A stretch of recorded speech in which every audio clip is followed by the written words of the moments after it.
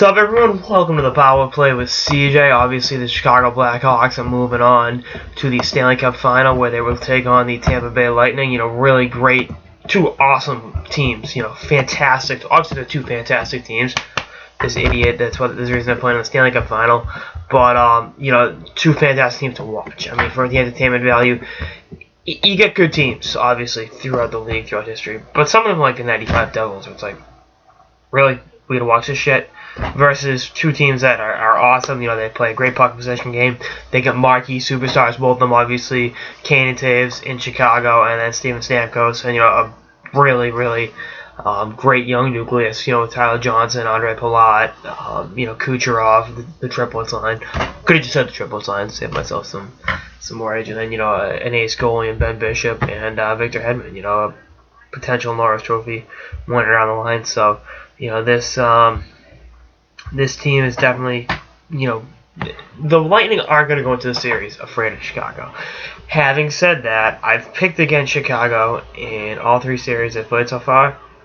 So now it's like, do I buck that trend in the final? Or, I'm sure Blackhawks fans are like, yeah, pick against us.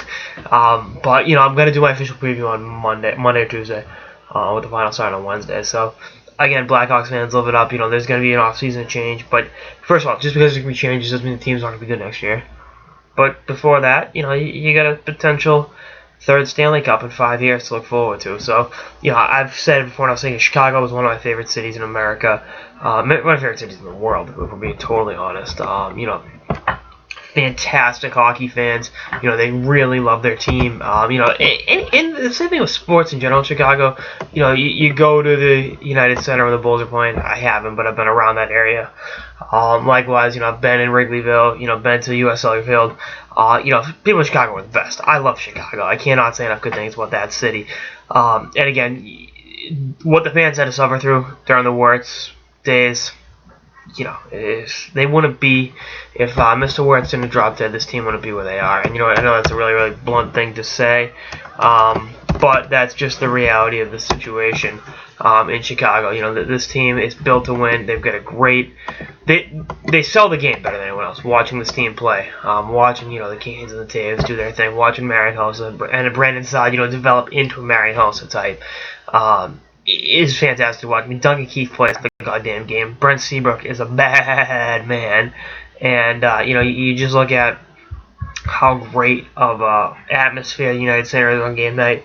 The fans in Chicago are great. They've deserved this winner, and again, there's no season change ahead, but that doesn't mean that there's going to be, the team's going to be awful. Let's call it what it is.